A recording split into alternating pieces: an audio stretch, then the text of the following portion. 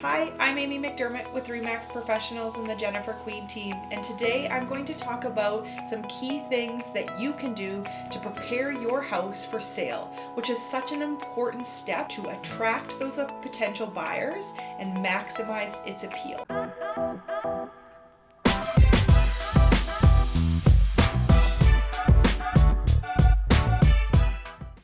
The first step, and typically one of the most important, is to clean and declutter. And you hear this time and time again, but it really is a very important step to make sure that you're cleaning thoroughly in every room. You really want to be paying attention to every room, including closets and storage spaces. I know sometimes people say, oh, just shove it in the closet and it's no big deal. But the reality of the situation is that potential buyers do want to see the storage capabilities. So if you have things shoved into closets and it is really not maximizing or showing the potential of that closet. So the more you can get out of the house, physically out of the house, and away from those potential buyers so they can really envision the space in them for themselves, the better off you will be. And that rolls into kind of decluttering. So decluttering by getting rid of unnecessary items. Consider donating or storing things that you don't need just while your house is listed. So oftentimes people will rent a small storage unit just to get those extra pieces and extra boxes out of the house and really maximize the space of the house. Another thing that's really important is depersonalizing the home. So remove all personal items such as family photos and unique artwork. Some is okay, but you really don't want to have the walls cluttered or the shelves cluttered with very specific artwork to your travel or heritage items and that sort of thing. One or two pieces is fine, but yes, you do want to sort of take down those family pictures and the majority of the unique artwork, and this really just allows those potential buyers to envision themselves in that space as opposed to seeing you or your family currently living in a space, because that's what they're sort of seeing and thinking about when they look at your pieces of art or your family photos. Another step for prepping your house for sale would be neutralizing the color. If this is an option for you, it's really a great way to make a clean slate for those potential buyers coming in. So what I mean by neutralizing colors is maybe consider painting rooms of neutral colors, so a really light gray or sort of like an off-white. I'm no personal decorator, but something of that nature can really help.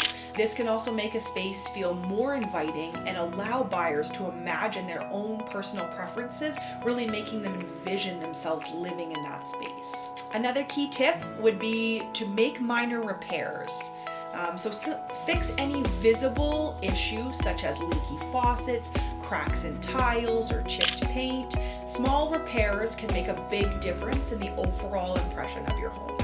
In this step, I'm definitely not talking about fixing a whole flooring or re-drywalling or anything like that.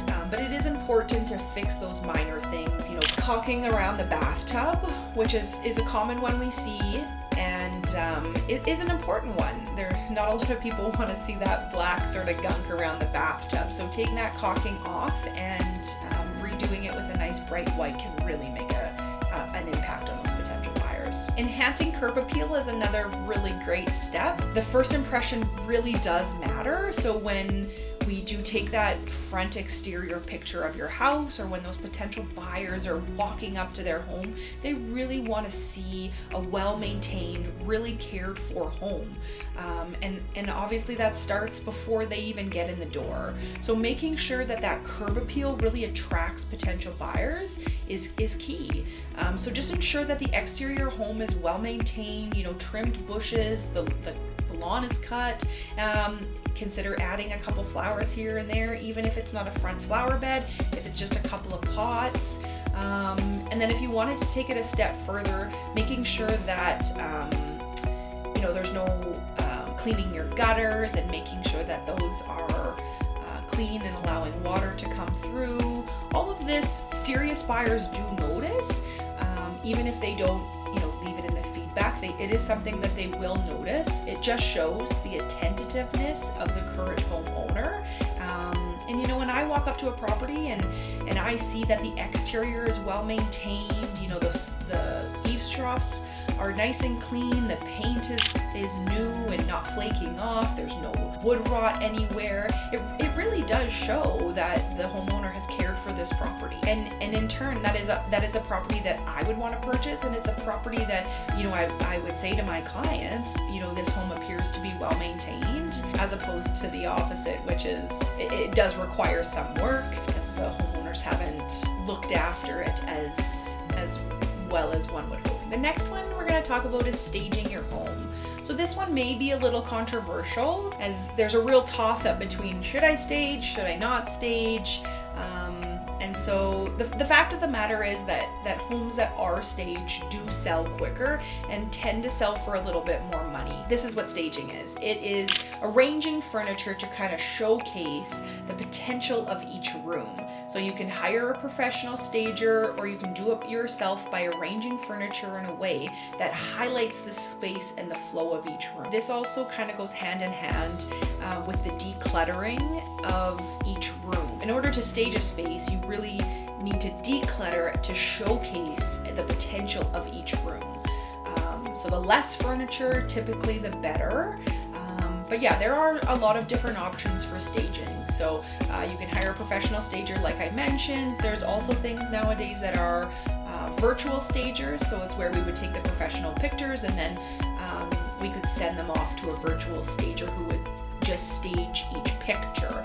Because we all know that the majority of purchasers these days are looking at houses online before even stepping foot in your home. So virtual staging is an option. It's also a little bit more economical than say hiring a stager. So creating a welcoming atmosphere is obviously very important. You want those potential buyers to step into your home and really feel like they're at home the absolute minute they walk into your door. You want to make sure that the curtain and the blinds are open to let in all that natural light. It's always best to leave all the lights on before every showing. Maybe have some fresh flowers or a potted plant for just that touch of freshness. You want to have a light air freshener, nothing too pungent, just a subtle soft smell in the background, and just make it. So the next one I have here is to fix and clean floors. So I'm going to focus a little bit more on the cleaning aspect of things, and this is talking about sort of carpet cleaning. If you have the option to polish hardwood floors, that is always a good idea. But for carpet cleaning, it is important. Carpets do carry a lot of smells with them. So if you have the time and the resources to either hire a carpet cleaner or just rent a carpet cleaner from a store and do it yourself, that's always great as well. But just something to really make those floors shine instead of it being kind of a dull, dingy look to them. So carpet cleaning, floor polish is always a great idea. And again, if there's any minor repairs there, you do want to fix those. So a chipped tile is always nice if you fix it, or any sort of water spots if you had, at one point a faucet leak and there's a patch of flooring that needs to be required because it absorbed a little bit of water, then maybe you should be considering replacing that floor as well. This is something that I do recommend to all my sellers if they haven't already done so, which is upgrading the lighting. I am really big on natural lights. So when I previously talked about making sure the curtains and the blinds were all open and the lights were on, very important step, because it really does give a different feel to the property walking in as a purchaser. So if the seller doesn't turn on any of the lights and leaves the curtains and the blinds closed, it just has a huge impact on the property as a whole. So let's go back to kind of upgrading the lighting of the property. So you do want to ensure that all light fixtures are working, and consider updating them if they appear a little dated, just to make sure that space is well lit, which equals more inviting to most purchasers. So if you need to add a couple lamps to each room, homes, yes, do so. And you want to make sure it is a bright white. You do not want the yellowish tinge to things, as they do not give off the most appropriate light when people are looking at properties in the evening time. Obviously, that's what we're talking about here, or any spaces that don't have a ton of windows. So you want to make sure that you're updating light fixtures to be a little bit more modern. You do want to make sure they're all working, and make sure you have that bright white light bulb installed. So this one is sort of newer in the realm, prepping your house for sale, and it's maybe not something that some people think about, and that is highlighting energy efficient products. So if your home has energy efficient features, make sure to highlight those. Those are going to be a big thing today and in years to come. So it can be a really significant selling point to certain buyers. And as time goes on, it's going to be more important to more people. So make sure, if you have some energy efficient products within the home, make sure you're telling your real estate agent, because those are important and we will want to highlight them. Addressing odors. This is a big one, big one. I know as a real estate agent, we've all walked into those houses. Just don't put you off on the right foot. Whether it be pets or smoke or garbage even, you just never know. So you do want to address the odor. You want to do your best to really minimize it. So ensuring your home smells fresh and clean is so important. Consider using air fresheners or baking soda to neutralize those unwanted odors. Again, cleaning those carpets, if you do happen to have carpets or area rugs within your home, very important.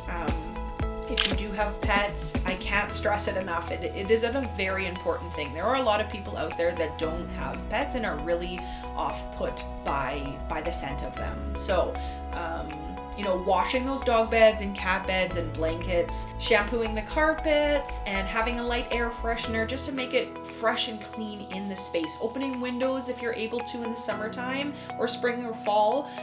Maybe not so much in the wintertime because you might not get your windows closed again, but very important to have a fresh and clean smell within the home. Another great tip is providing information. So creating a folder or information sheet detailing essential information about the home, such as recent repairs or utility costs or any sort of other relevant information that you think a potential buyer might know, that you or your real estate agent think potential buyer might be interested in, is such a great idea. So we do try to have a list of things, like the hydro costs and your property taxes and any recent large upgrades that you've done to the property. We do like to highlight those things, whether it be on the listing or have a binder sitting on the table so that potential buyers can flip through. I typically like to have an information sheet attached to each listing. Maybe it might not be kind of in the public remarks, but it is something that potential buyers are able to access through a certain site. So if you do, or if you have done recent repairs or have specific information you want highlighted, make sure you're telling your real estate agent that those are important to you.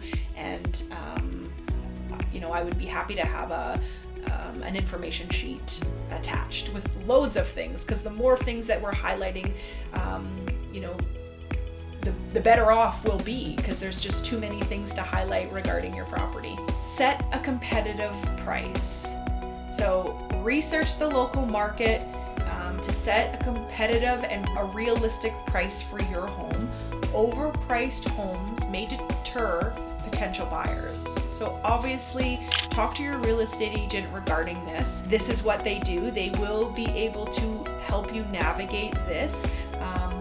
They will bring comparable properties that have sold in your area and be able to give you a really detailed explanation as to why they think a certain list price is right for your home. But having a competitive price is very, very important. If you're overpriced, you might get a couple of potential buyers through the door and you'll be overlooked because you've overpriced the home, and potential buyers, they don't want to overpay for a property, especially with high interest rates. Just remember, the goal here is to present your home in the best possible light, making it more appealing to more potential buyers. Because the more potential buyers you or your real estate agent and you are able to connect with, the increased number of offers will come your way. Thanks for watching. I'm Amy McDermott with the Jennifer Queen team and RE/MAX Professionals. I hope these few steps will help you prep your home for sale. Thanks for watching.